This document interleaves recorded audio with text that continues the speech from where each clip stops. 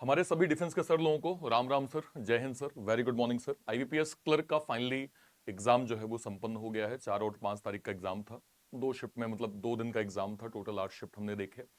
और जैसा कुछ डिस्कशन हम लोगों ने सर एग्जाम से पहले किया था कि क्या एक सेफ अटेम्प्ट होना चाहिए, क्योंकि अर्लियर ट्रेंड पे हमने डिस्कशन किया था, वैसा ही कुछ पेपर हमें इस बार देखने को भी मिला सर। हालांकि कई वेरिएशंस भी थे सर।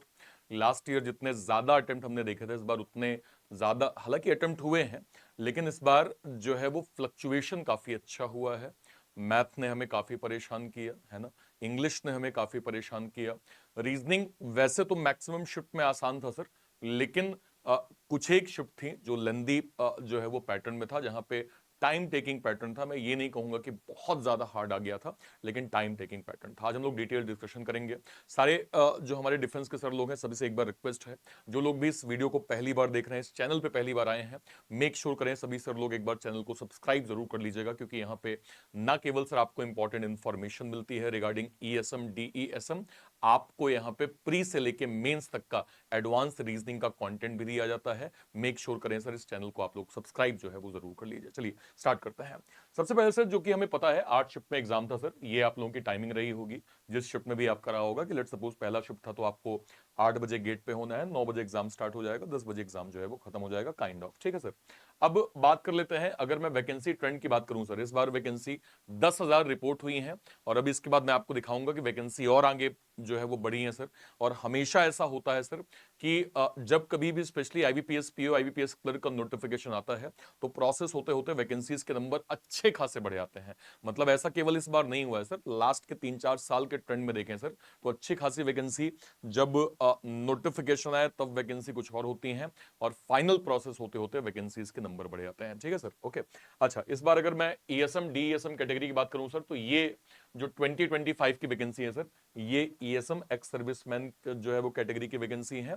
और ये sir disable ex serviceman category की वैकेंसी है। आपका स्टेट आपके सामने है सर, स्टेट आप देख सकते हैं, उसके अकॉर्डिंग आपके नंबर्स होंगे। मैंने सर एक सेफ अटेम्प्ट का नंबर मैंने आपको बोला था। देखिए, वैसे तो क्या कहते हैं, कई तरह के डिफरेंसेस थे कि देखिए कुछ एक स्टेट जो है, चूंकि क्या कहते हैं अटेम्प्ट्स जो है वो आईबीपीएस क्लर्क के अंदर काफी अच्छे होते हैं, तो कुछ एक स्टेट ऐसे भी थे जहां पे 40, 35, 30 ऐसे जो है वो एक कट ऑफ जो है वो एक सर्विसमैन का गया था, जो कि आपका भी जाएगा जो भी आपका स्टेट होगा। लेकिन फिर भी मैंने एक सेफ जोन कहा था कि आपको 60 का टारगेट ऑलवेज लेके चलना है सर, क्योंकि कुछ एक स्टेट अगर आप देखें ना, आपके सामने लास्ट ईयर का सर डेटा है, आप देख रहे हैं उड़ीसा 64 है सर, हरियाणा 62 है सर, देन यहाँ पे यूके 61 है सर, बिहार 61 है सर, है ना। और इसके अलावा कई और स्टेट आप देखिए, 35 कट ऑफ गया है, 42 कट ऑफ गया है, 41 कट ऑफ गया है। लेकिन मैंने फिर भी एक सेफ जोन कहा था कि आपका जो भी स्टेट हो, उसके अकॉर्डिंग जो भी आपकी वैकेंसीज हैं, आपको एक टारगेट जो है वो 60 लेके चलना होगा। ठीक है सर। अब बात करते हैं एग्जाम की। ये आप जरा पेपर को देखिए, पेपर की जरा लोगों के जो है वो मैसेज देखिए। हालांकि कल का वीडियो आप लोगों ने देखा ही होगा, तो इसमें सब कुछ मैंने बताया ही था। देखिए, पेपर टफर है, एसबीआई क्लर्क से ज्यादा टफ था, मॉडरेट लेवल क्वांट था, और सेकंड शिफ्ट में इंग्लिश जो है वो आरसी इजी नहीं थी। तो ओवरऑल रीजनिंग गेम चेंजर था मैक्सिमम शिफ्ट में, है ना। हालांकि मैं ये कहूंगा कुछ एक शिफ्ट में रीजनिंग ने भी परेशान किया, लेकिन ज्यादातर शिफ्ट में रीजनिंग में डिसेंट अटेम्प्ट्स यहाँ पे बच्चों के हुए हैं। ठीक है, ये जरा आप जो है वो पेपर का सीक्वेंस देखिए। शुरुआत मैथ से हुई, फिर इंग्लिश से हुआ, फाइनली यहाँ पे रीजनिंग का सेक्शन यहाँ पे आ गया। लास्ट ईयर स्टार्टिंग हुई थी रीजनिंग से, इस बार शुरुआत हुई है सर मैथ से। ठीक है, आगे बढ़ते हैं। अब सर जरा पेपर का लेवल देखिए। 4 तारीख के जो अगर मैं पेपर की बात करूं सर, पहला और सेकंड शिफ्ट ठीक ठीक एक डिसेंट अटेम्प्ट्स बने थे। थर्ड शिफ्ट जो है वो अच्छा खासा कैलकुलेटिव था, इंग्लिश का पैटर्न यहाँ पे मॉडरेट था। और चौथे शिफ्ट की बात करूं, ये भी आपका एक लेवल अप कंटेंट 4 तारीख को था सर। 5 तारीख की हम बात करें सर, मॉडरेट पेपर पहला शिफ्ट, सेकंड जो है वो लेंदी आ गया था, थर्ड ठीक था, मतलब डिसेंट अटेम्प्ट से, और चौथा शिफ्ट भी सर अच्छा खासा हमें जो है वो लेवल अप देखने को मिला था। ठीक है, थोड़ा सा पेपर की बात करें सर, ये 4 तारीख के पेपर का पैटर्न था, जहां पे इस तरह से आपको जो है वो मैथ्स के सीक्वेंस देखने को मिले कि मैथ्स में ये पूछा गया, सेकंड शिफ्ट में ये था, थर्ड शिफ्ट थोड़ा लंदी हो गया था क्योंकि कैलकुलेटिव पैटर्न ज्यादा हो गया था। मिसिंग नंबर सीरीज में अगर आप देखें, लॉजिक का सब लॉजिक, फिर सब लॉजिक, ये लॉजिक था। डीआई में थोड़ा सा जो है वो पैटर्न लंदी हो गया था, और जो कैलकुलेशन का पार्ट था वो भी थोड़ा सा टाइम टेकिंग था। चौथा शिफ्ट आपके सामने है। इसके बाद 4 तारीख की अगर मैं बात करूं जो है वो इंग्लिश की, इंग्लिश देखिए सर, इस बार थोड़ा सा मतलब अटेम्प्ट्स तो हो जा रहे थे, लेकिन इस बार इंग्लिश परेशान करने वाला सेक्शन था। जब मैंने संतोष सर से इसके बारे में रिव्यू पूछा, तो उन्होंने कहा कि सर लास्ट ईयर के जैसे तो बिल्कुल इस बार इंग्लिश नहीं है, तो जरूरी है कि आपके दिमाग में ये होना चाहिए चाहिए कि एक्यूरेसी आप मेंटेन कर लें। और यहाँ पे जिन भी हमारे डिफेंस के सर लोगों ने एक्यूरेसी मेंटेन की होगी, आपका स्कोर जो है वो एक डिसेंट यहाँ पे बना होगा सर। ये चारों शिफ्ट में आपका इंग्लिश आया था। फिर बात करते हैं रीजनिंग की। रीजनिंग सर ओवरऑल अच्छे अटेम्प्ट यहाँ पे बने हैं, कुछ एक शिफ्ट परेशान किया है, लेकिन लगभग जो है वो अटेम्प्ट आपके अच्छे बने हैं। ये ओवरऑल पैटर्न आपका 4 तारीख का था, जिसमें अलग अलग शिफ्ट में ये क्वेश्चन पूछे गए। अब बात करते हैं सर 4 तारीख की पहली shift, easy to moderate pattern. Overall अगर आप देखें 80 करीब आपके अटेम्प्ट्स थे सर। हालांकि मैंने आपको क्या कहा कि 80 का टारगेट आपका नहीं, आपका टारगेट सर 60 के आसपास होना चाहिए। उसमें भी आपको पता है सब्जेक्ट वाइज आपको 20-20 का टारगेट लेके चलना है। और कुछ एक सेक्शन में अगर आपके डिसेंट अटेम्प्ट्स बन गए हैं तो बाकी में अगर कम भी होगा तो भी चल जाएगा। बच्चों के एवरेज अटेम्प्ट्स सर यहाँ पे 80 से 82 बने थे। ये ओवरऑल पेपर ये आपका रीजनिंग का है। फिर अगर मैं रीजनिंग की बात करूं सर, देखिए month based puzzle, certain puzzle, box puzzle, then यहाँ पे mix series, inequality, blood relation, direction distance, then odd one out और मीनिंगफुल वर्ड। तीनों चारों जो पजल पूछी गई सर, आराम से आप इसको सॉल्व कर सकते थे। अच्छे खासे अटेम्प्ट आपके इसमें बने हैं sir. Certain number of person वाले में भी डायरेक्टली डॉट आपका दिया था, आप डॉट को कनेक्ट करके वैल्यू बना सकते थे। मतलब अगर आपने स्ट्रेटेजी सही फॉलो करी है सर, तो एज अ डिफेंस कैंडिडेट आपका आराम से यहाँ पे स्कोर सर 20+ तो जो है वो बना है। और कल मैंने सर, कल और परसों मैंने लगभग हमारे डिफेंस के सर लोगों से बात करी है, अटेम्प्ट्स भी जो है वो सर लोगों के अच्छे खासे हुए हैं। मुझे उम्मीद है कि अगर आपने स्ट्रेटेजी फॉलो किया होगा, ठीक ठीक अटेम्प्ट निकाला होगा। ये आपका सर मैथ्स का पेपर हो गया, ये आपका इंग्लिश का पेपर हो गया। सेकंड शिफ्ट पे आ जाइए। Second shift easy to moderate, again आपके अटेम्प्ट्स 80 से 82 करीब गए। ये आपका पेपर जो है वो रीजनिंग हो गया, ये आपका मैथ्स हो गया, ये यहाँ पे इंग्लिश का पेपर हो गया। थर्ड शिफ्ट पे आइए। अगेन सर 80-82 आपके अटेम्प्ट्स यहाँ पे हम देख पा रहे हैं। ये आपका रीजनिंग का पेपर कंप्लीट, ठीक है, ये मैथ्स का पेपर, फिर यहाँ पे इंग्लिश का पेपर हो गया। चौथे शिफ्ट में आ जाइए। 80 से 82 अगेन सर 4 तारीख का जो है वो पेपर है। ये आपका कंप्लीट इंग्लिश का पेपर हो गया, देन मैथ्स का पेपर हो गया, देन यहाँ पे जो है वो रीजनिंग का पेपर हो गया, ठीक है। अब आ जाते हैं 5 तारीख में। 5 तारीख का पहला शिफ्ट देखिए।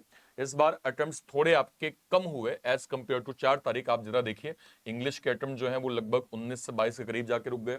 23-24 जो है वो मैथ्स के अटेम्प्ट हुए। हालांकि रीजनिंग तब भी यहाँ पे जो है वो आपके लिए सेफ जोन था। लगभग 30 अटेम्प्ट एक एवरेज बच्चों के यहाँ पे बने थे, ठीक है सर। ये आपका पेपर हो गया, क्या कहते हैं, इंग्लिश का। ये पेपर हो गया आपका क्वांट का सर, और ये पेपर आपका हो गया रीजनिंग का। सेकंड शिफ्ट में आ जाइए। सेकंड शिफ्ट के अटेम्प्ट नियर अराउंड 80 करीब बच्चों के थे, जिसमें अगर मैं पेपर की बात करूं, ये पेपर आपका हो गया रीजनिंग का, देन यहाँ पे मैथ्स का, देन ये इंग्लिश का पेपर हो गया।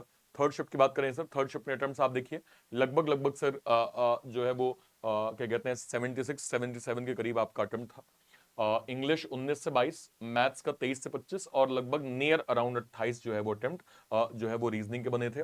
ये आपका पेपर हो गया इंग्लिश का, ये पेपर हो गया यहाँ पे मैथ्स का, और ये पेपर हो गया आपका इंग्लिश का। अब देखिए सर, पेपर में एक गेम चेंजर फैक्टर है। फैक्टर ये है, क्वांट तो एक लेवल अप आया था मैक्सिमम शिफ्ट में, रीजनिंग में आपके अटेम्प्ट्स अच्छे हो जा रहे थे, लेकिन जो इंपॉर्टेंट है सर वो आपकी इंग्लिश की एक्यूरेसी है। मुझे उम्मीद है कि आपने लोगों को देख के सर अपनी एक्यूरेसी, या यार मैं भी टिक कर देता हूं, मैं भी कर देता हूं, अरे क्या ही, ठीक है मैं भी अच्छे अटेम्प्ट बना लूंगा। इंग्लिश की एक्यूरेसी बहुत इंपॉर्टेंट फैक्टर होने वाली है सर।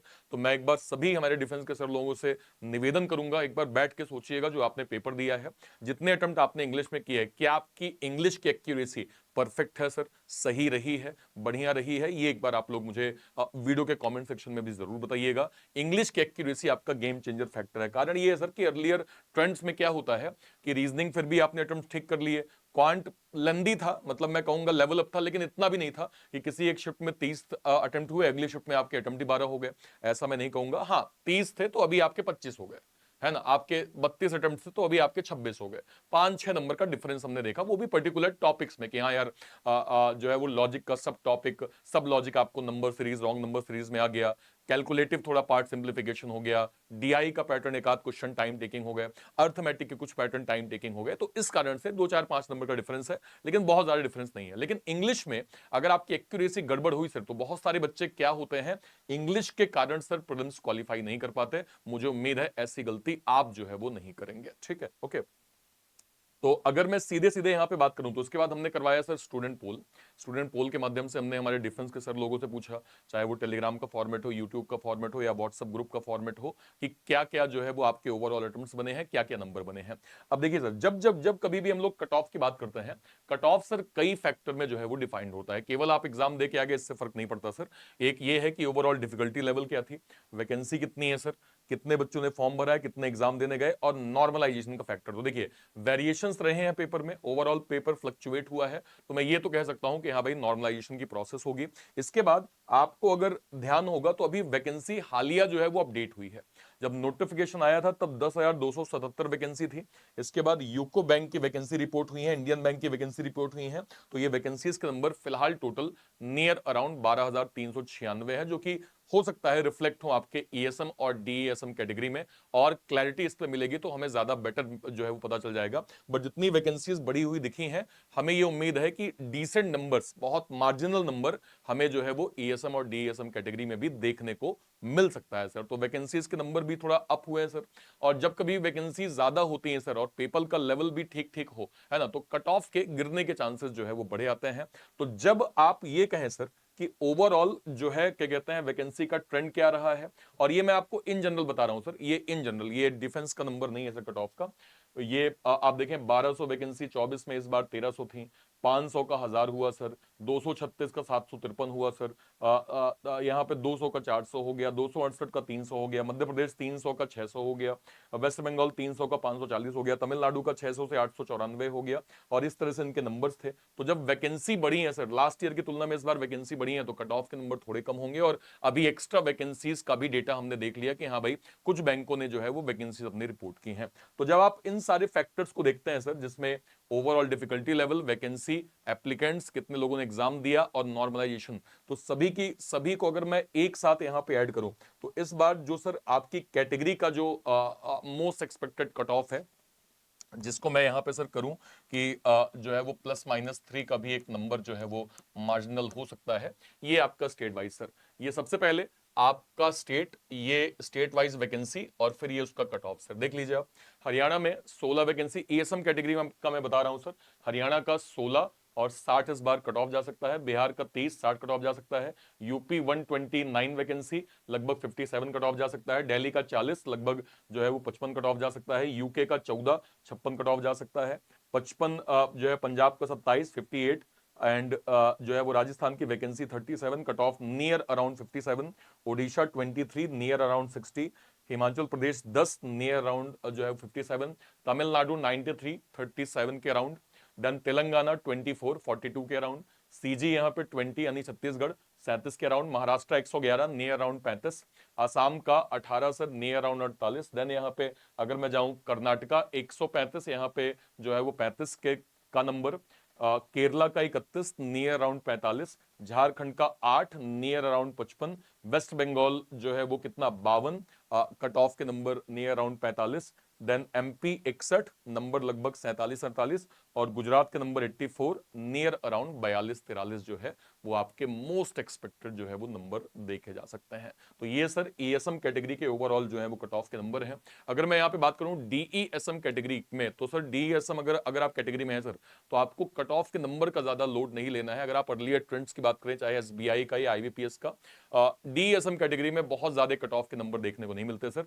तो आप निश्चिंत होकर ज्यादा फोकस करें मेंस के एग्जाम में, मेंस के एग्जाम में आपको ज्यादा हेल्प मिलेगी, जो भी हमारे डीईएसएम कैटेगरी के जो सर लोग हैं जो एग्जाम दिए हैं। तो ये प्रॉपर ईएसएम कैटेगरी का सर जो है वो आपका कट ऑफ हो गया। अब यहां से सर इंपॉर्टेंट चीज समझिए, मैं एक आपको क्लियर ट्रेंड बता रहा हूं। हमारे जो डिफेंस के सर लोग हैं सर, प्री ऐसा नहीं है कि क्वालिफाई नहीं होता, मैक्सिमम लोगों का प्री क्वालिफाई हो जाता है, लेकिन सर मेंस में बड़ी प्रॉब्लम आती है। मेंस की स्ट्रेटेजी आप नहीं समझ पाते। प्री तो फिर भी एक बेसिक कॉन्सेप्ट पे बेस्ड हुआ, आपको मैंने 4+4 8 पढ़ा दिया, सम एआरबी सम बीआरसी पढ़ा दिया कि ए और सी में कोई इंफॉर्मेशन नहीं, तो पॉसिबिलिटी आपकी ट्रू हो जाएगी। मेंस में सर एक तो लेवल अप होता है, आपको ये नहीं पता स्ट्रेटजी क्या बनानी है, कितने अटेम्प्ट्स करने हैं, कैसे अटेम्प्ट्स करने हैं, क्या सिलेक्टिव नंबर्स आप यहां पे गेन करें कि आपके मार्क्स जो है यहां पे आपको मिल जाए। इस कारण से सर बहुत सारे हमारे जो डिफेंस के सर लोग हैं वो प्री तो क्वालिफाई कर लेते हैं, मेंस में चैलेंज आता है। और मेंस में सर अभी से अगर मैं आपको बता दूं, समय सीमा हमारे पास कम है, जितना फोकस अभी से हम करना स्टार्ट करेंगे हमारे एग्जाम में हमें उतनी हेल्प मिलेगी सर। इसको ध्यान में रखते हुए हमने हमारे डिफेंस के सर लोगों के लिए, स्पेशली इवन सारे बच्चों के लिए, हमने डेडिकेटेड एक उड़ान का, आईबीपीएस क्लर्क का डेडिकेटेड एक मेंस का बैच लॉन्च किया है सर।